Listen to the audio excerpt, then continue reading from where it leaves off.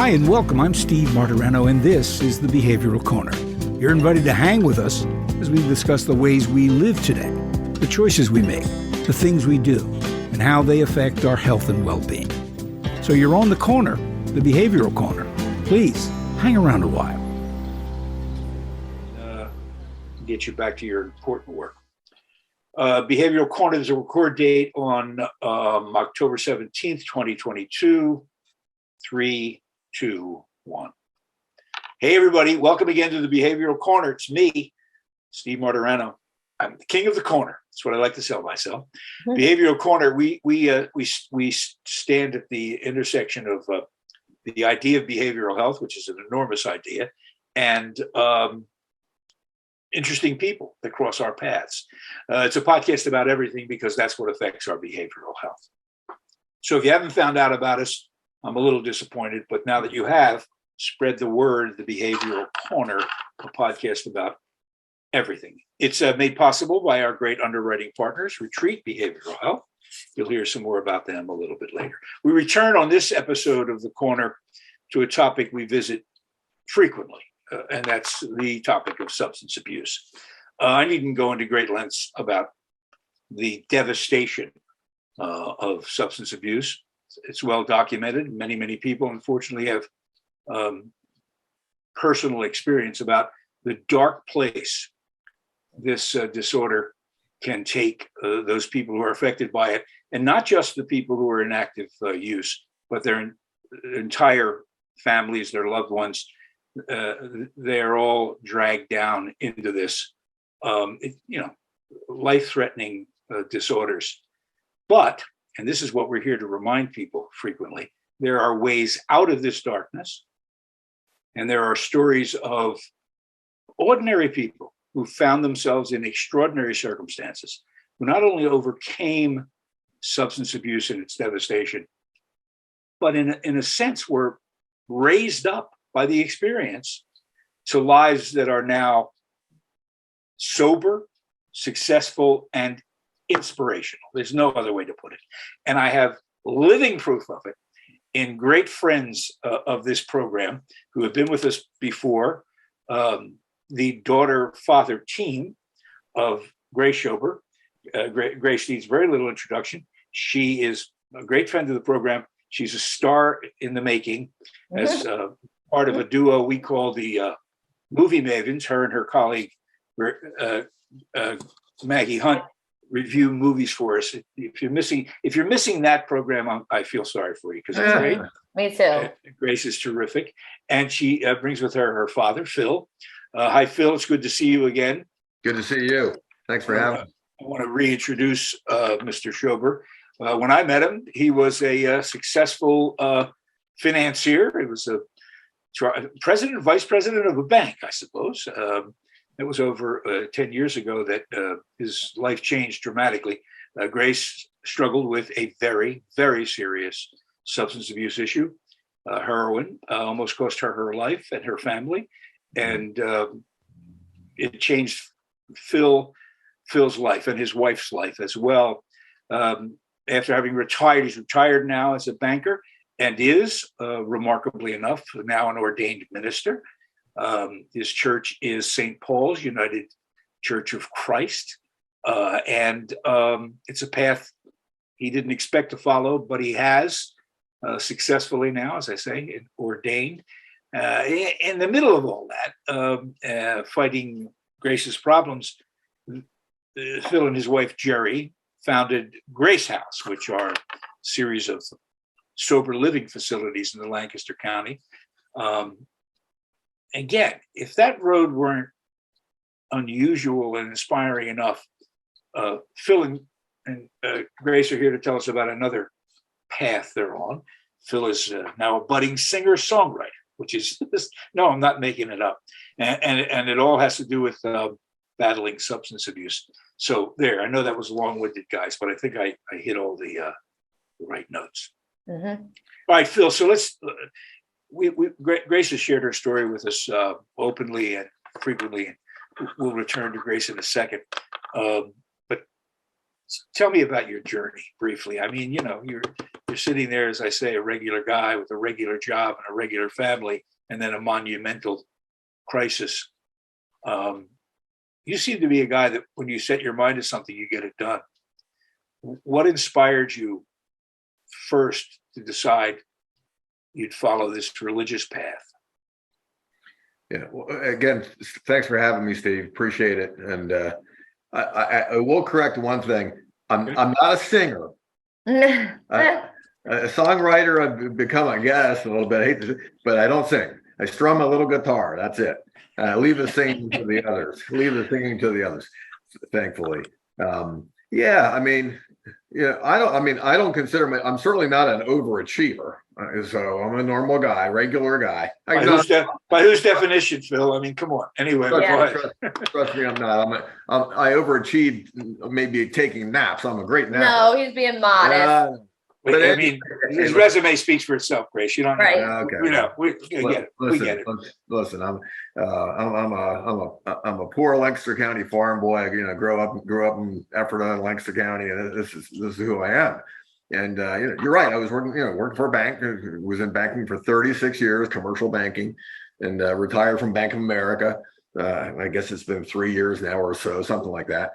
And but 10 years ago, or it gets a little murky, Steve, the timeline, and that's fine. We obviously realized we had a problem with our youngest child. And he's sitting right next to me. Thank you, God.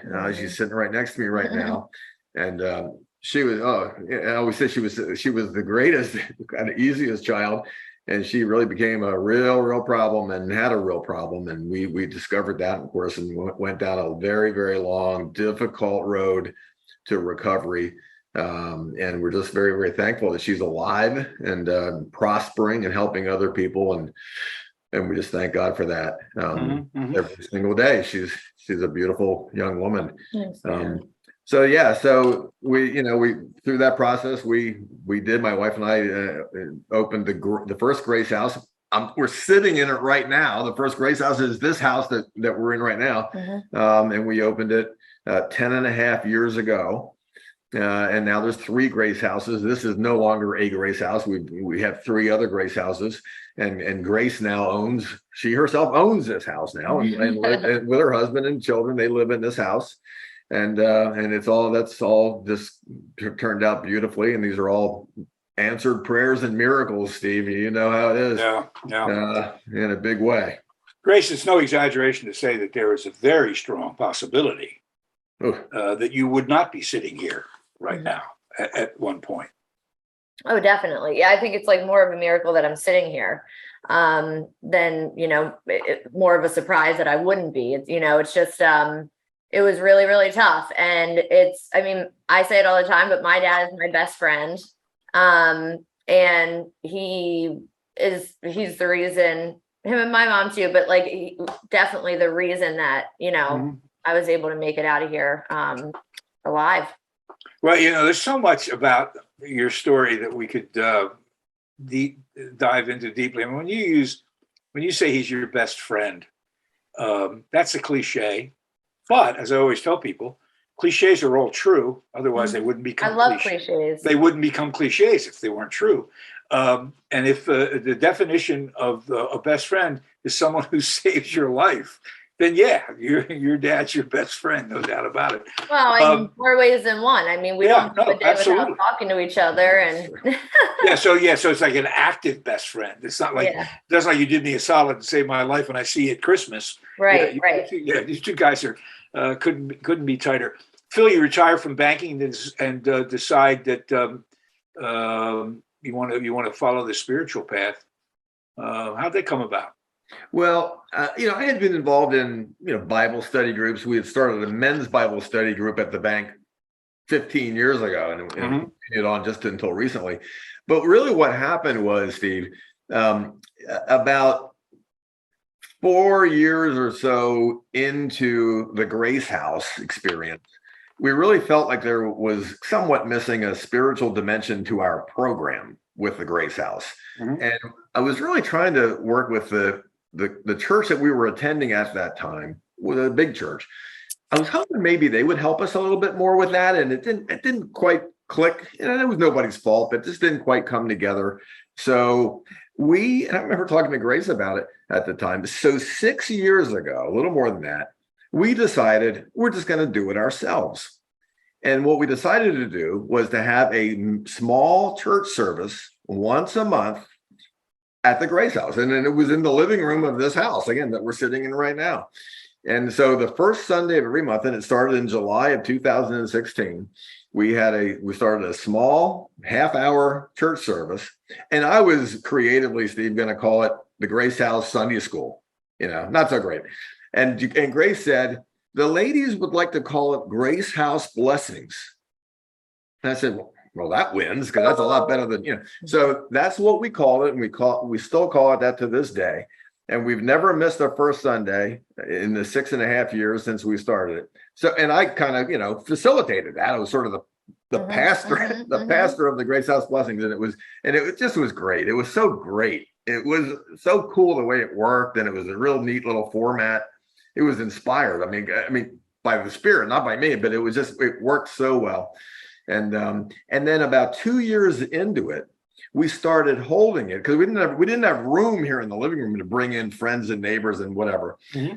So 2 years into it, we started holding it at St. Paul's Church in Bowmansville, where we now attend, where I'm now the pastor. But I wasn't the pastor at that time, of course. I was a member. So we started holding it at the church, and that congregation, they just embraced it. They just soaked it up like a sponge. They loved it. And so then we had room to bring more people and alumni, and it just kind of grew from there. And before too long, that church found itself in need of a pastor. The pastor left. Mm-hmm. And they said, why don't you be our pastor? And I said, I'm about to retire from banking, which I wanted to. And so I said, okay, So I found, I followed the path to being authorized. I'm not technically an ordained pastor. I'm authorized by the UCC to be an authorized minister for that church. Right. So I'm the authorized minister of St. Paul's Church.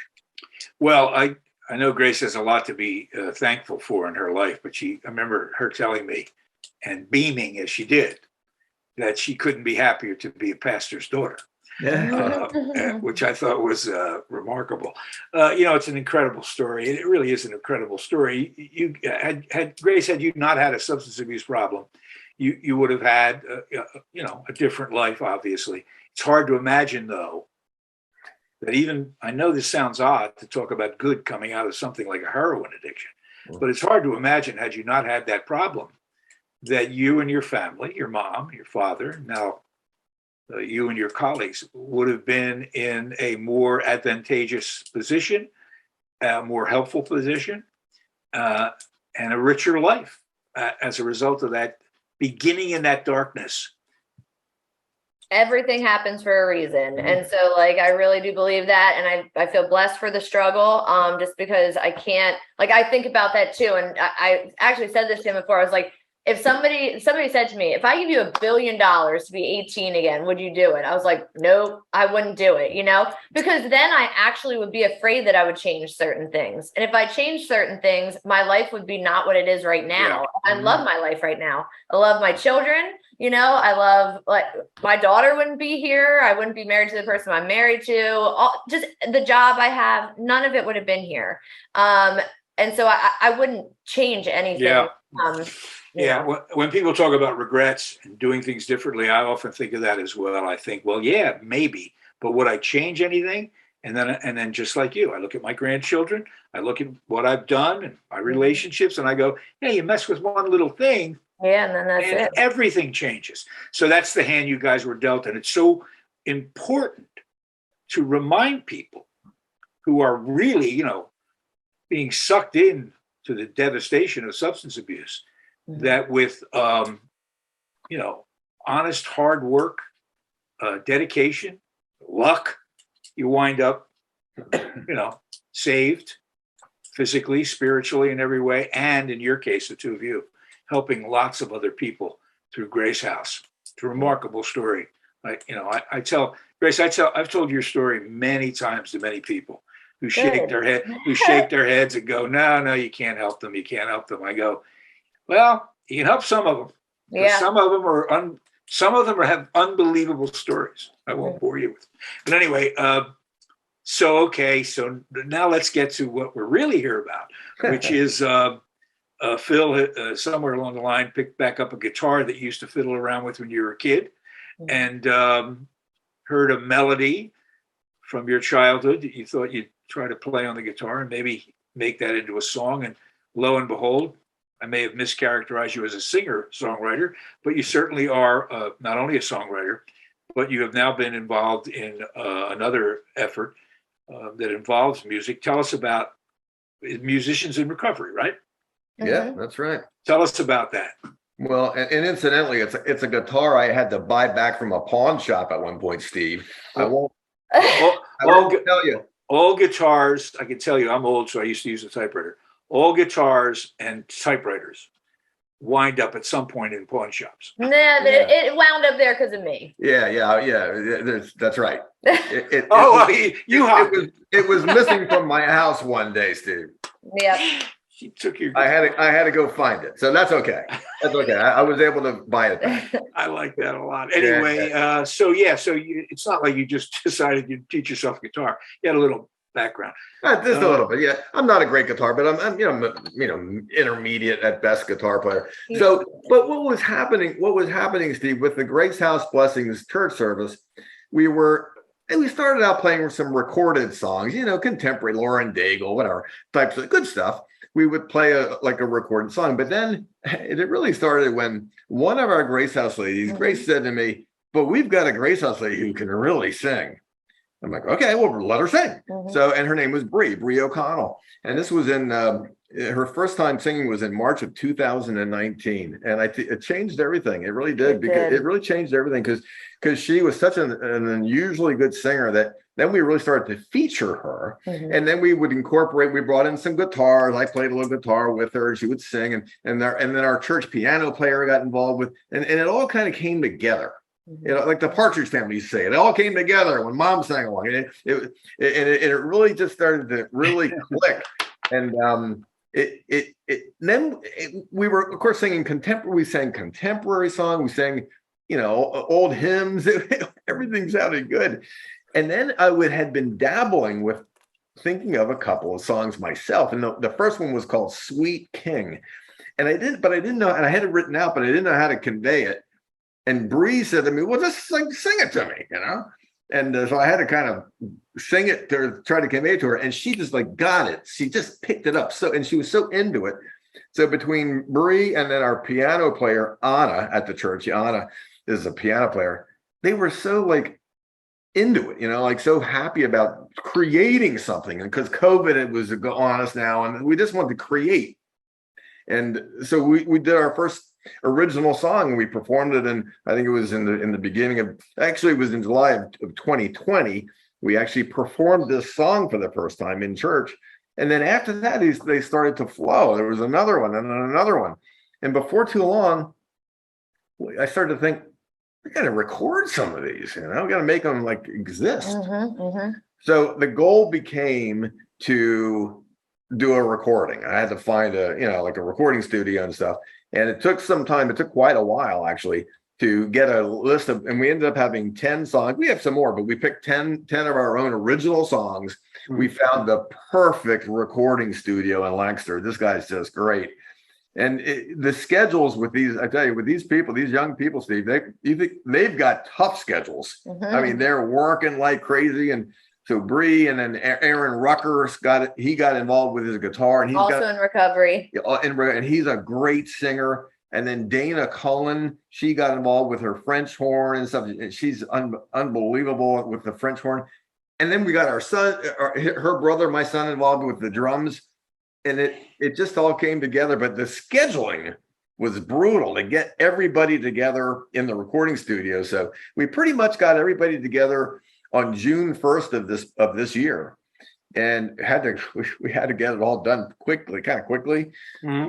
And we got it all done, and we recorded an album, and basically in 2 days, essentially. And then there were another couple of days of mixing and editing that I did with the sound engineer John Lavasser in his studio. And honestly, this is, I guess this is just a, I don't know if anybody sees this podcast, but this is the album. And it just, if I do say so myself, it turned out fabulous. It's awesome. We brought Grace in because I said, well, you're Grace, you got to be on this. So Grace came in and added some background vocals on the album. So she's singing background on the album. It turned out great. You know, hold it up again, Phil. We like to think people see this, but here's what's cool about it. He's holding it in his hand. It started as just a whim, and there it is. It's right there in his hand. They made a record. It's almost, for your older people out there, it's almost like Mickey Rooney and Judy Garland saying, you know, we'll paint the barn and have a show. Just shows you what you can do. Grace, you see lots of people, lots of women who come through the houses. How often? I bet you it's very common. How often do you find people who are trying to get straight and trying to lead a clean and sober life, who've suppressed real talent? All the time. Right?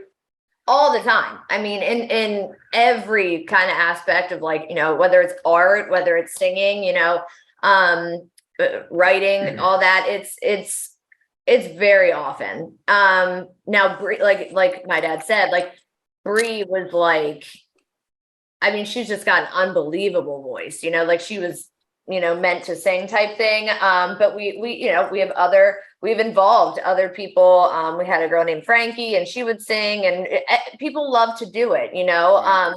And so I think it's really important. It gives them something that they look forward to, something, you know, that gives them like purpose, you know, and things like that, and kind of brings out, like you said, that hidden talent. Yeah. You know, it's a great example of the price paid by substance abuse. I mean, obviously it's a struggle to stay alive. I mean, that's the most immediate consequence. Don't die. But all that other stuff that's there, that could have been expressed, you know, not everybody's going to wind up Adele or, you know, Beyonce, but there are people who can play instruments and maybe sing a little. They're not doing that. Well, you know, Grace, they're not, when they're trying to score, when they're really using. So the price of this disease of addiction is enormous, and sometimes we forget about what's lost. So I know it's not just let's sit around and make a record and see how it sounds. This was giving full expression to what people had lost and now got back. Yep. By being able to go into a studio and make a song and make up a whole bunch of songs.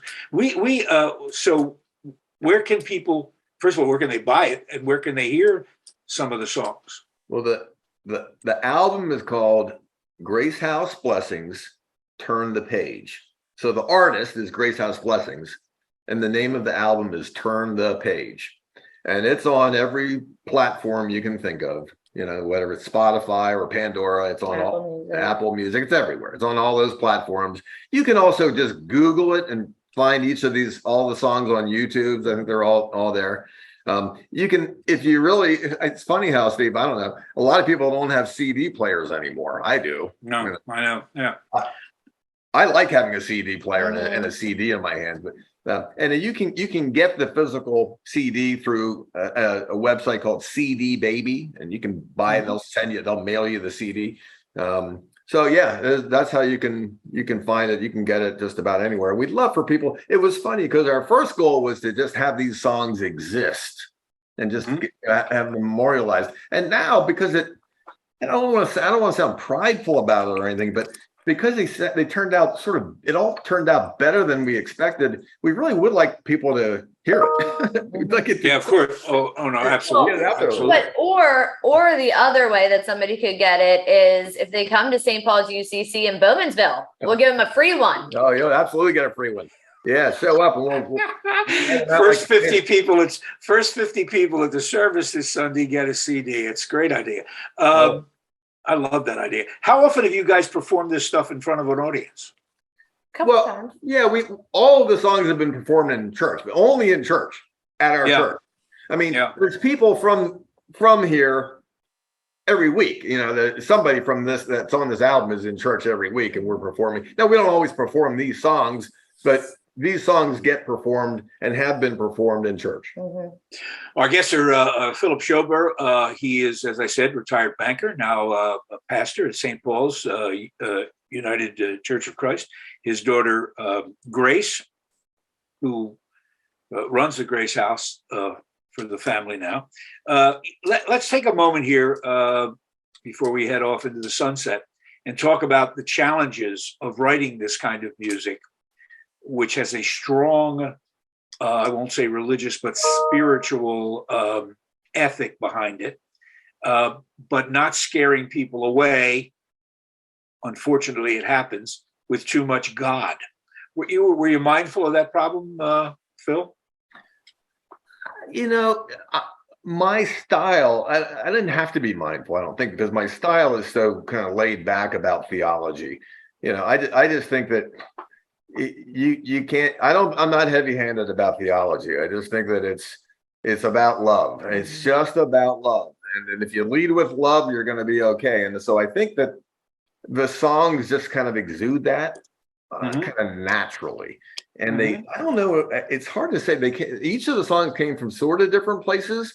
I mean, some of them I literally like dreamt them and woke up with a song in my head that I didn't know where it came from, and I quick wrote it down, you know.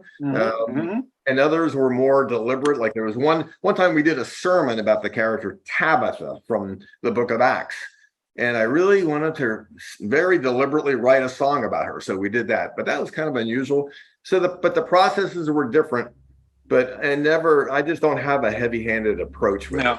Yeah. Grace, you know what I'm talking about. In your early efforts to get sober, when you would go into maybe a counseling session or AA or whatever you're doing, your reaction to hearing even the suggestion of God helping you didn't exactly resonate, right?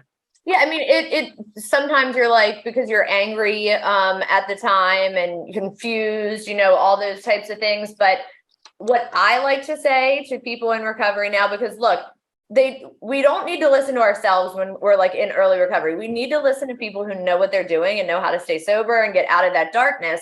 And so for me, I like to tell people, even if they're scared of it, just do it anyway, do it anyway, because it's good. It's like, that's it, like, are we going to sit here and fight about what's what or who's who? Or are we just going to like try it and see what happens, And so, yeah, I mean, I definitely had like those, those times where I would almost call it like combative, like, no, this isn't. And it just never ended well for me. So like, I just, I understand that, but people do, if you're in recovery and listening to it, I don't typically sugarcoat things, as you know that, Steve. But yes. if you're in recovery and you're listening to this, don't allow that to hold you back from getting into recovery, for trying new things, hearing new things. You're not special. There's a whole chapter in the big book called We Agnostic. You're not the only person who isn't like totally sure.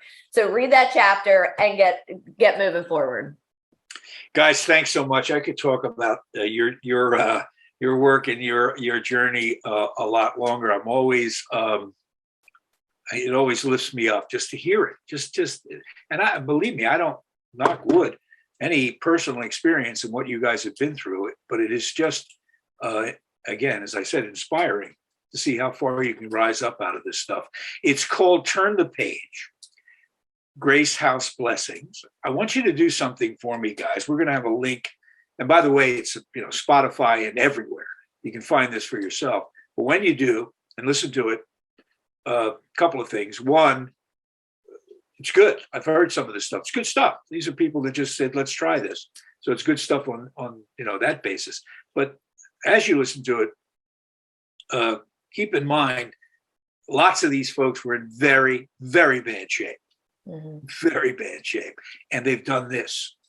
They've done this. So, you can do something too. That's the way I come away from this.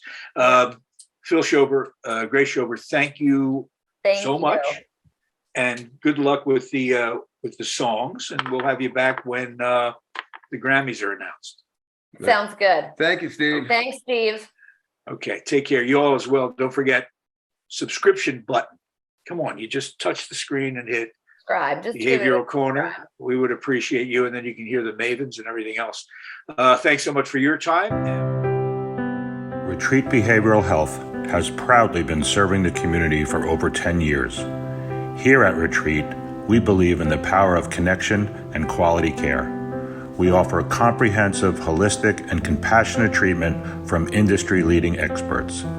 Call 855-802-6600 or visit us at www.retreatbehavioralhealth.com to begin your journey today.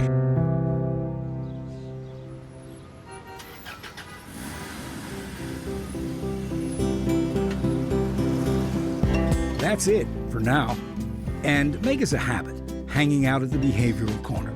And when we're not hanging, follow us on Facebook, Instagram, and Twitter on the Behavioral Corner.